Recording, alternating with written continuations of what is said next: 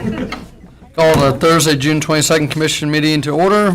First item on the agenda would be the May 25th minutes. Any changes, I have none. suggestions? No changes. All right, stands as written. Next item on the agenda, financial statement for May 2023. Jim Rupp. This is a financial summary of revenue and expenditures for City of Hayes month ended May 31, 2023. Revenues in May totaled $2,722,690. That's an increase of $31,257.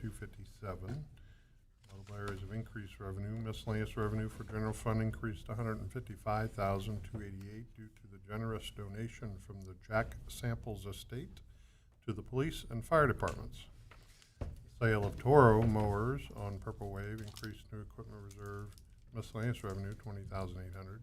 Hey, Kim, can I interrupt real quick? Is there the Jack Samples, is it designated what the money's going to be used for in the fire and police yet, or is that to be determined? There was there was no designation. It simply was given to the police and fire to use as they wish. And they're still trying to figure out the best way to spend it. But they could actually put it into their general budget, too, if they wanted to. They can do anything they want with it. Okay. We receded it into miscellaneous revenue for now. They're talking about some items they need that they'll purchase, and then maybe creating some scholarships or some kind of fund with Heartland Foundation. So some of it will be possibly invested as well. Extremely nice donation, so thank you. I just had that question. He was a nice man. May residential water consumption was up 6%, with business up 5%. Total water revenue was up 3%, or $18,400 for the month. Year-to-date, total consumption is up 4%, with revenue up 5%. Notable areas of revenue decrease: transient guest tax for CVB was off $238,000 due to the timing of receipts. The claims refund in the amount of $13,000 a year ago dropped employee benefits miscellaneous revenue. You may have noticed a credit entry to revenue for Home Depot Economic Development Fund in the amount of $19,000. That's an adjusting journal entry for sales tax that was incorrectly posted there. Parks Improvement Fund miscellaneous revenue was down $21,000 due to annual distributions from the beautification, tree, and dog park funds entrusted with the Heartland Community Foundation, as well as a reimbursement from the Hayes Baseball Association in connection with the batting cage project at Larch Park. All of that was at this time last year. Expenditures in May totaled $2,448,392. That's an increase of $408,464. Notable areas of increased expenditures: City Commission capital reserve increased $120,000 for the approved 27th and Canterbury Roundabout project, as well as the restriping of Canterbury. You'll notice the corresponding credit to that project in capital projects. Health insurance was up $26,400, and employee benefits as claims have increased year over year. Professional services for finance was up $34,000 due to the timing of invoices for the audit. However, the audit fees are down $12,000 year over year due to the switch to the KMAG. New equipment reserve rose $50,000 for the purchase of a mower and UTV. Water reclamation reserve expenditures rose $120,000 for the ongoing 55th, 58th Street utility extensions. Decreased expenditures: fuel farm project a year ago at the airport increased other contractuals $258,500 for the airport improvement fund, and special parks and parks improvement expenditures dropped $68,000 due to the Larch Park net project at this time last year. After a period-to-date adjustment due to timing of sales tax receipts from the state, month-to-date general fund sales tax collections were at $819,701. That's an increase of $62,800, or 8%, as compared to last year. Year-to-date general fund sales taxes at $3,991,664. That's up $274,693, or 7% from a year ago. 6-month average is at 2.74. That was a drop of 13.6 when compared to a year ago. And month-to-date county sales tax collections were at $97,258, and year-to-date those are at $478,406. The report of top 10 quarter-to-date sales tax collections by classification was up $127,000, or 5.6%. Those top 10 still represent 74% of the total. Total par value of U.S. Treasuries for May was $57.1 million, with a weighted average yield to maturity of 3.25. That's up 2.8 from a year ago. Total of the portfolio certificates of deposit on May 31 was $12.9 million, with a weighted average rate to maturity of 4.6. That's up 4.55 from a year ago. Total balance in the money market account on May 31 was $4 million with a current yield of 2.575, up 2.525 from a year ago. Total investments are up $4,809,767. Move approval of the financial statement as presented. Second. Motion by Commissioner Jacobs, second by Commissioner Cunningham. Any questions, comments? All in favor of the motion, say aye. Aye. Opposed, nay. Passes 4-0. Citizen comment? Commissioner Burgess, you got any As a comments? citizen, That's what I'm worried about. don't ask more than once. Okay, moving on. Next item on the agenda, consent agenda. I move approval of the consent agenda as presented. Second. Motion by Commissioner Reuter, second by Commissioner Jacobs. Just once again, thank you for the people willing to serve. Other than that, all in favor of the motion, say aye. Aye. Aye. Passes 4-0. Next item on the agenda, ordinance authorizing and providing for the issue of a general obligation bond series 2023-A. Good afternoon, Commissioners. Kim Rupp, Director of Finance. I'm here to speak to you about the next set of documents we will need approved to continue with the issuance of the GO bonds 2023A to fund a special assessment district in Hayes. The ordinance will be first. It authorizes the bonds to be issued to pay the cost of the improvements, allows us to levy special assessments, and directs city officials and staff to execute the necessary documents to complete that placement. And then we will move on to the resolution. It is a detail of the bonds, including redemption, security, establishment of funds and accounts, application of bond proceeds, defaults and remedies, and all kinds of fun stuff, including continuing disclosure and other miscellaneous provisions. The Kingsgate second edition is complete. The assessments have been levied, and the project is ready for permanent financing. The amount of the project cost was $651 and $20.24, which that includes an estimate of issuance costs. It'll be a 20-year assessment. Therefore, the maximum principal amount of the bonds after we take out the upfront developer of 30% will be approximately $455,000 and will be paid from special assessment revenues received as property owners within the improvement district pay their tax bills. As we mentioned in previous meetings, and we had Dave Arterberry, our financial advisor, on the phone last week, he indicated that we did not go out for a public offering on these bonds, as doing so would have been cost prohibitive given its small size and its term. It wouldn't have been attractive to a public offering. Therefore, we save the cost of a bond rating, underwriting, and official statement, printing, and distribution. That's about $15,000 worth of cost right there. The bonds are exempt from federal and state income tax. The city will designate the bonds as qualified tax-exempt obligations, in other words, bank qualified under the Internal Revenue Code. So we sent a term sheet out to the banks in town and received 3 responses. Astor Bank was the low bid at 5.5%. That's across all the maturities. So if the ordinance and resolution are approved, staff will work with our financial advisor and bond counsel to complete all of the necessary steps to close the bond issue. And then the bond proceeds are expected to be available to us July 20 of this year. So the 2 options are to approve the ordinance or resolution or give us other direction. And so we do have 2 different agenda items tonight because of the 2 actions requested. The ordinance is first and is up on the screen. I will stand for questions. I move we approve ordinance number 4031, authorizing and providing for the issuance of general obligation bond series 2023-A. Second. Motion by Commissioner Jacobs, second by Commissioner Cunningham. Any comment? All in favor of the motion, say aye. Aye. Aye. Passes 4-0. I move we approve resolution number 2023-013, prescribing the form and details of and authorizing and directing the sale and delivery of general obligation bonds series 2023-A. Second. Motion by Commissioner Cunningham, second by Commissioner Reuter. Any comments? All in favor of the motion, say aye. Aye. Passes 4-0. Next item on the agenda, property liability coverage renewal 2023-2024. Bill Kim Rupp here to talk about the property liability coverage renewal, which is July 1. This chart shows a summary of our insured values. Excuse me. Total of 95 million approximately in total property insured, with just over 12 million in payroll liability. Keeping up with market conditions, we did have a 10% increase in building insured values, and all other categories were basically added equipment or other property.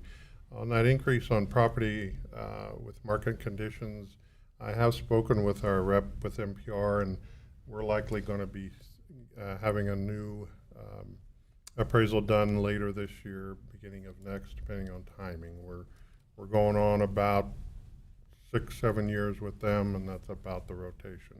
So for now, we did a 10%, but that'll readjust hopefully with that new appraisal.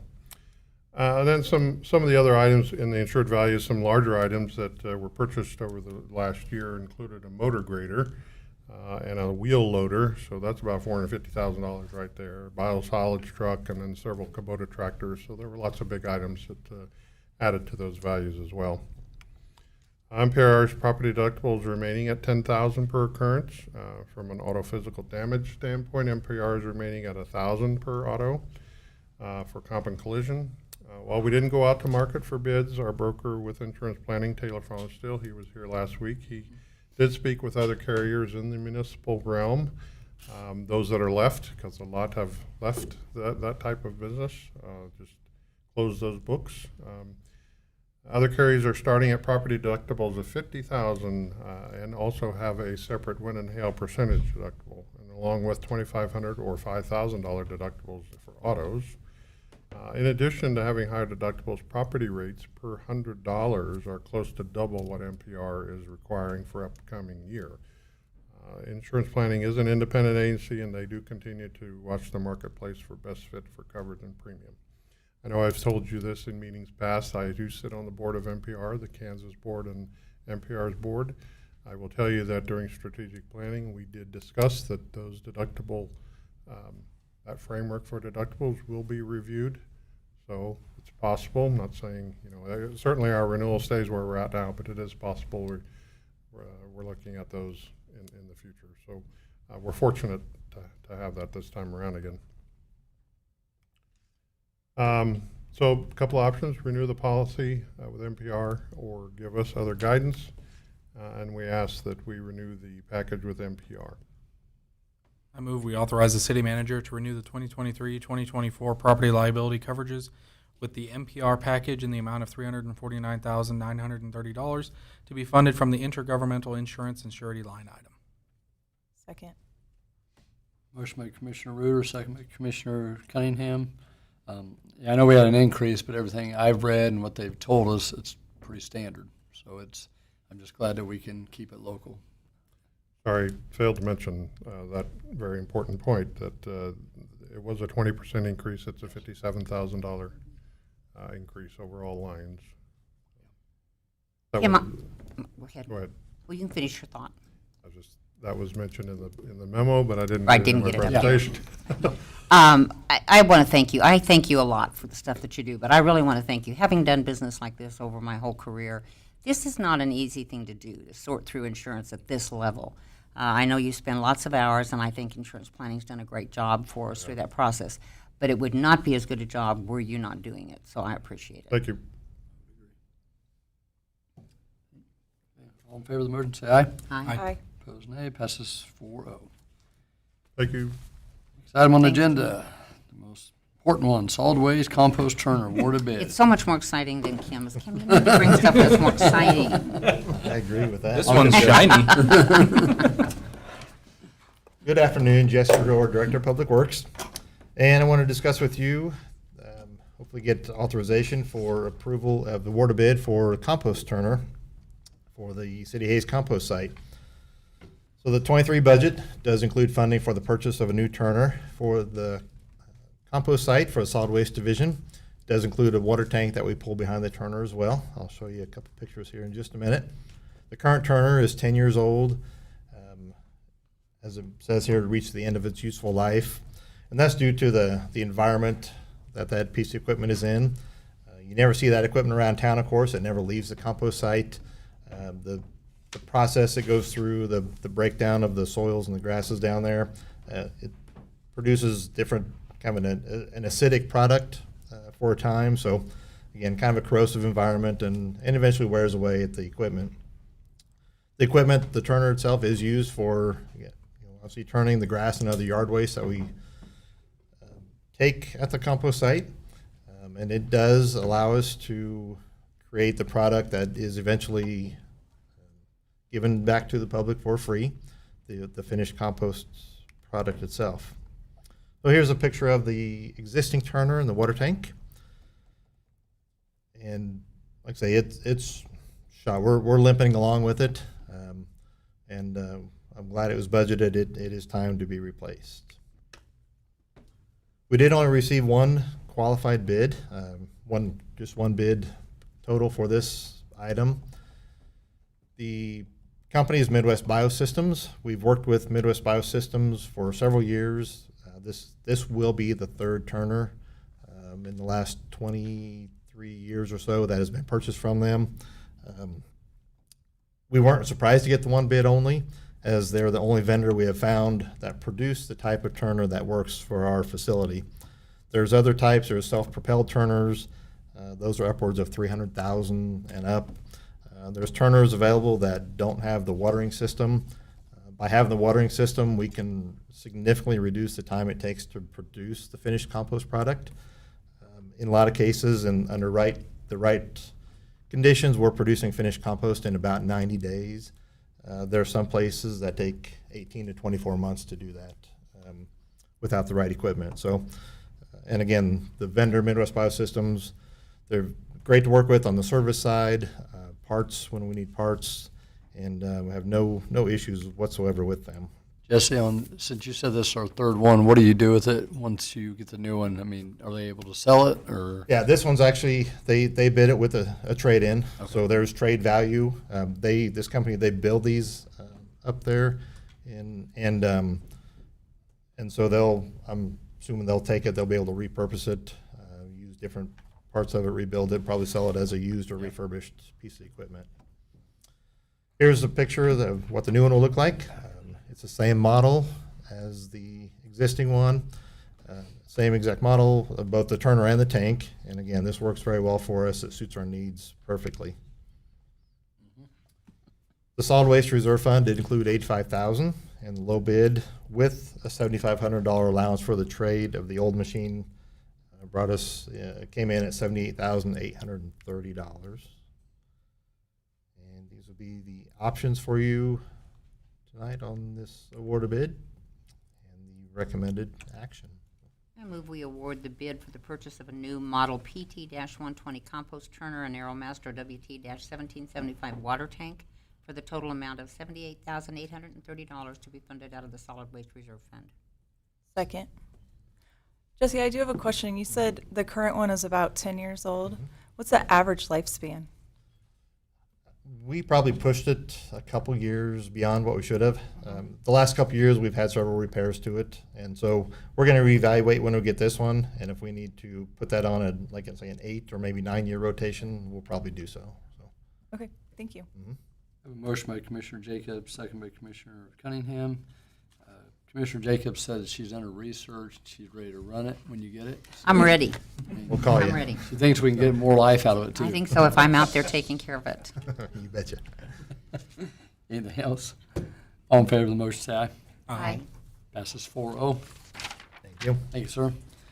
Next, R9 update. I don't have a prepared update. I would answer any questions the commission may have about the public comment hearing. I am happy with the turnout and happy with the comments from the Hayes and Russell participants. So I'd answer any questions you may have, and Mel would be happy to answer any questions correctly, I might add, that you might have on the Supreme Court remanding question. I'll probably have a question about that. Go ahead, Sean. I don't really have a question, just to you and staff, great job. It was nice to hear both sides of the story. Some of it maybe was a little stretched, maybe the truth we believe.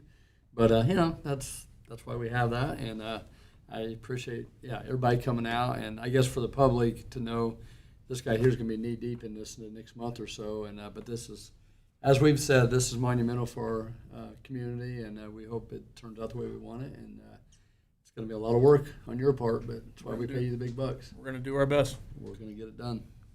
That's all I have. I wanted to thank everybody for coming out as well. It was a much bigger crowd than I anticipated. You know, you have these things and 10 people show up just because they're family of who's ever talking. And so it was nice to see that. I appreciated citizens speaking on our behalf. I thought DG Bickle did a great job from a commercial perspective, and I thanked him before he left. Everybody did a good job, but he was very succinct and articulate, and I appreciated that. It's hard to see the other side, but as we know, and as attorneys will tell us, there are always going to be two sides. That's why they hire attorneys. And if they wouldn't need them if there wasn't another side in their minds. They said we should fire them all. Didn't you? I heard that last night.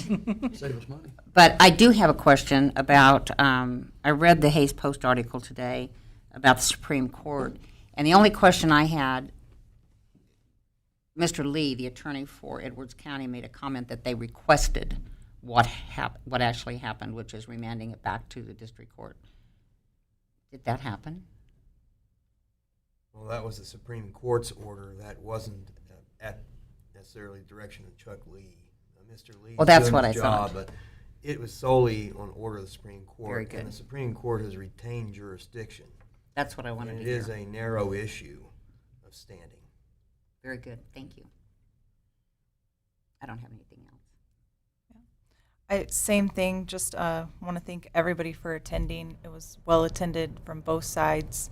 I also agree it was great to hear the Edwards County perspective and their thoughts. It also got me to doing a little research about some things that I'm not knowledgeable about. So, yeah, it was good.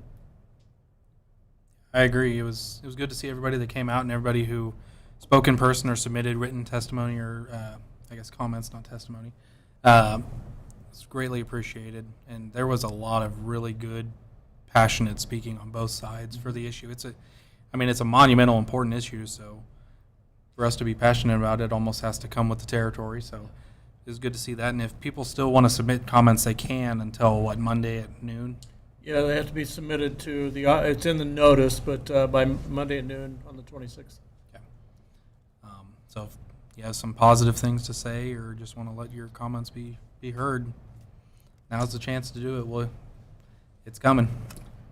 It's not lost on me that, and I repeat this on a regular basis, we're not doing anything outside of the law. We're living within the statute. We're going beyond what the statute requires. We own the land. We're not taking anything from anybody. Anybody could have bought that land. It was on the open market. So I get a little testy probably as we go down that road, especially when we've made the kind of concessions we have with the amount of water that we're going to take out of the R9. So I think that's important that our community that may have heard the other side also keep in mind that we have really, our team has been stellar in doing what needed to be done, and we've gone over and above what statute requires. You're absolutely right, and it's not like some big shadow entities coming in and taking the water. Right. I mean, it's staying right here in the region. It's staying right here in western Kansas with people that need it. Yep. So I'm excited. You know, one thing that I was really excited for, Dustin Madden, city councilman from Russell, got up and spoke, and he actually used to work for me at Coca-Cola, one of my employees, and a great person, very intelligent, and he got up there and says he doesn't really like talking in public, but he was so good, and he was very blunt and to the, just to the point, and I was so impressed with him. I mean, basically said everything I think we all wanted to say, and did a great job, and just, this week we had a joint meeting with Russell and just all of us together, we're all in the same room. And it was a lot of lawyer talk for me, a little bit more than I care for, but it was interesting. We appreciate what you guys do and continued, but it's exciting. I have people almost every day, they've read that, we're starting to, we're like the pipeline or, it's out for bid and they're like, oh, so it's done. They think it's done. We're not done. I don't even think we're close, but we're getting there and we're going to keep working for it and just keep the faith it's going to happen. So. All I have on that. Unless you have So, anything. I had on that. Okay. Exciting progress. We love progress. Mr. Progress. Mr. Progress. Yes, he is Mr. Progress. Good afternoon, Colin Belzer, Deputy City Manager. And for for this month's progress report. Service Division employees use 84 gallons of paint and 750 pounds of glass beads for freshening up pavement markings in various locations across the city. Here's some East 12th pavement repairs, kind of a before and during. Then, of course, the after.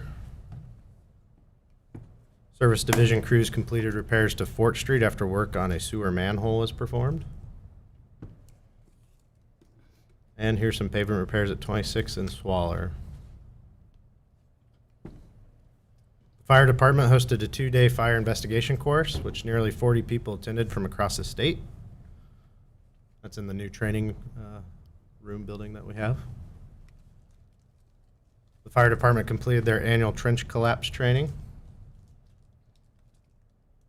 And the new aluminum fence in Archer and gates have been completed at Larks Park. The project was made possible by a grant from the Heartland Community Foundation and contributions from Ron Nelson, Heartland Building Supply, Deloitte Sander, and the City of Hayes. The picnic tables at Larks Park were also repaired and refurbished. Staff has been treating pine trees for in the parks and at golf course for tip blight and needle blight. They are also treating poison ivy in Frontier Park. Officer Kyle Jones graduated from the Kansas Law Enforcement Training Academy, and he was recognized for his academic scores and received the Fitness Medal. And pictured with him are Lieutenant Brandon Wright, Officer Kyle Jones, Deputy Chief Brian Dawson, and then Representative Barb Wassinger. Officer Eric Beaker spoke to a third grade class on May 17th for Career Day. He talked about the daily routine of his job and the duties of a police officer. And Corporal Scott Hyman and Officer Tate Bartlett participated in the library sock hop story time. Mayor Specialty Services are installing sewer line near City Hall, is what that picture is, and they're 83% complete with the project. Water Resources maintenance staff upgraded portions of sewer lines between 11th and 12th on Fort Street. And Holly Dickman and Water Smart Wally participated in the Hayes Public Library Story Hour. There were 37 kids and 22 adults that attended that day. The 4-H Water Ambassadors attended 4-H Discovery Days. Packets with information on how to start your own program, along with a couple activity starters, were provided to the other attendees. Water Conservation and Stormwater split sponsorship of a recent Larks game on June 10th. They gave out koozies, squish balls, threw out t-shirts, drawings for rain barrels and rain gauges, and then Water Smart Wally threw out the first pitch with Chitola the Storm Dog as backup. The Employee Appreciation Picnic was this month at Fort Hays Municipal Golf Course. During the picnic, department heads cook hamburgers and brats for the employees, clean up tables, provide drinks, and this year about 150 employees participated in the picnic. Non-alcoholic drinks. Yes, there were. He went looking, I want you to know. Chad wouldn't give them out. There were many jokes about that. It continues. Hayes did host the State Lions Club convention, where approximately 200 attendees on June 2nd and 3rd. Brittany Squire assisted with registration, and Melissa Dixon welcomed the group. And the State Lions president presented the Hayes CVB with a plaque of appreciation. And then CVB also hosted a spouses tour led by Janet Kuhn, which included historic churches, shopping downtown, and a citywide historic driving tour. On June 3rd, Hayes hosted an Amateur Athletics Union Missouri Valley Track and Field District Qualifier event at the Fort Hays State University Track and Field Facility, where there was approximately 700 athletes. CVB did provide 100 meals to the volunteers. And at the annual Brews on the Bricks, Hayes CV supported the event with a cast sponsorship, tent for entertainment, and breakfast pizza for the volunteers. CVB also rewrapped a billboard in their current inventory with new artwork to promote the changes at the historic Fort Hays site. All state historic sites are now offer free admission, and the fort is also open on Sundays now. That looks really good. That one looks really good. The CVB partnered with the McCracken Historical Society, Hayes Arts Council, and Defiance Brewing to host a Paper Moon 50th anniversary event over Father's Day weekend. The movie was filmed in Hayes and neighboring communities, as I'm sure you all know, and the weekend's events kicked off with a movie memorabilia show during the summer art walk, complete with popcorn and a collaboration brew called Trixie Delight with Defiance. If you do enjoy beer, it is very tasty, I will say. Was. Also included appearance of antique cars and 2 free showings at the Beach Schmidt Performing Arts Center. Approximately 300 people attended the Saturday night and Sunday matinee. T&T Builders continues to make good progress on the Fort Street portion of the 2023 street maintenance project. Phase 1, which is 28th to 29th, just got finished pouring, so now it's curing. And then Phase 2, all the pavement has been removed. And Phase 2 is from 27th to 28th, and they will begin pouring this week. Canterbury and 27th Street is shut down to traffic for installation of the roundabout. It's anticipated that this will reopen July 17th, or the week of July 17th. Progress on the golf course path continues. The path along hole 6 is currently being replaced. And then progress on the carbon reduction multi-use path project has picked up. CFS Engineering out of Topeka was selected to begin the planning and preliminary design aspects of the project. And the new firehouse construction is continuing to progress as scheduled. Block walls around the administration offices are up, and additional site work is continuing. And that's all I have, unless you have any questions. Very progressive of you. It's not me. It employs. Yes, you need that, don't you?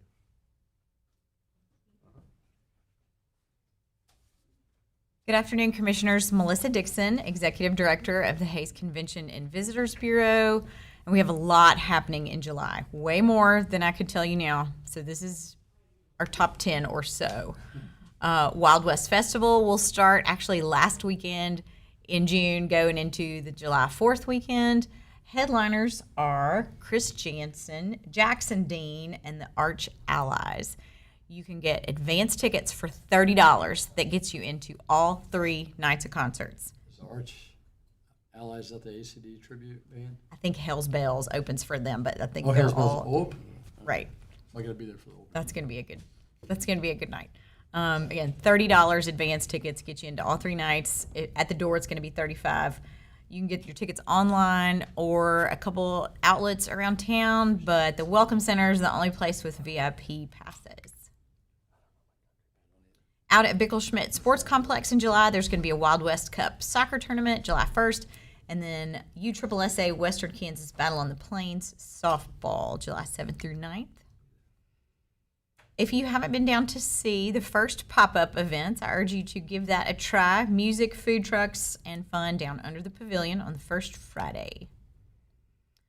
Tour de Kapellen, which is German for Tour of the Chapels. I think this is the 4th year we've done this event. They start in Municipal Park and take different routes around to see the historic churches. You can do 15 miles, 30 miles, 60 miles, 90 miles. And at each church, there's somebody to tell you about it and a symphony performance, and we end it all back with a German lunch downtown. It's a really fun event. My favorite part is packing the packets and seeing where everybody's from. Wichita, Colorado. It's really neat. Melissa, if I may interrupt. Yes. One wonderful thing about the Tour de Capellan is they raise X number of dollars every year, and they give it to a different nonprofit or a different community every year. I think last year they were up to over $10,000. So it's really not only a great way to show off our area, but also fundraising, and then they keep moving it around to nonprofits. So it's really good.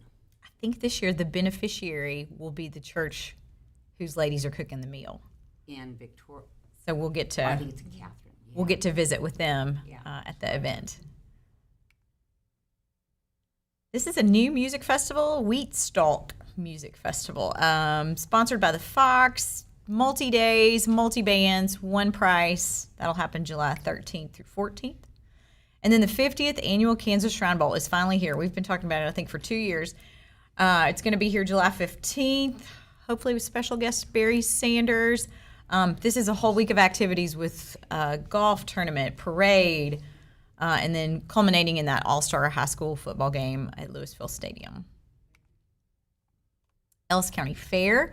will be taking place July 15th through 22nd, and we have full schedules at the Welcome Center if you want to hold that in your hand, but those are also available online. Bazaar on the Brick Sidewalk Sale, July 22nd downtown. Get there early for the best deals. And then Hayes Community Theater is going to break out of their little theater space and go to Beach Schmidt for a large show of the Addams Family. So we have a few nights to see that at the end of July. And then the Hayes Larks games are in full swing with 20 games in July. I mean, it feels like it's almost every night. Great opportunity to see some free baseball, and the CVB will sponsor the July 11th game along with Sternberg and downtown, and we will be giving away free temporary tattoos. And if you're in town this weekend, there's live music at Paisley Pear, a concert at the Fox, animal encounters at the Sternberg Museum, Little Bighorn anniversary program at Historic Fort Hayes, and then Tuesday night, Hayes City Band will perform under the pavilion at 7:30. And UAAA Western Kansas State Fast Pitch with 85 teams out at the sports complex. Any questions? Don't ever say there's nothing going on in this community. You can always go find all that on visithayes.com or community events calendar. Thank you. Thank you. Thank you, Melissa. Commissioners. No, don't have a whole lot. It's nice to see 20 games for the Larks and Hayes again. That's nice. Cool. And they're doing so well. It's awesome. Very exciting. There's a lot of stuff going on. So, no, I don't have anything else. I don't have a lot either. I've been enjoying the overcast skies, even though it brings humidity. I'm a fan of humidity, so I don't mind it. But You are a fan. yeah, You're crazy. it's good for your skin, your hair. I'm concerned about this. But yeah, no. Glad to see that on the days where the weather's allowed, the aquatic park has looked busy. Mhm. So yeah, that's all. We've got rain. And we've been getting some rain. Sure, Jake. Larks is going to be exciting, and are what I consider one of the greatest young athletes we'll see come out of this community over the next 15 years. Dylan Dreiling is coming back to play. He played with Tennessee. He's Frank Leo's grandson. And I just saw an article this morning that he's named one of the top 5 freshman phenoms in the SEC, which is really exciting for him, and he's a great young guy. So congratulations. They were not supposed to go as far as they did in the tournament, and they did a great job. And my son played baseball with him when he was in 4th grade, and he was really good then. Today, Melissa and I got to welcome the American Legion riders into town, and of course, they really liked her because she gives free stuff away. I had nothing, but as I was leaving, a gentleman gave me this. It's a challenge coin, and it's from Mulvane, Kansas, where the Patriot Guard actually originated from. So I thought that was pretty cool. But Melissa, they gave her big kudos. I mean, they said they always love coming to Hayes on how you guys welcome into town. So thank you for doing that. So, you got anything? Or adjournment? Good job, John. Trying.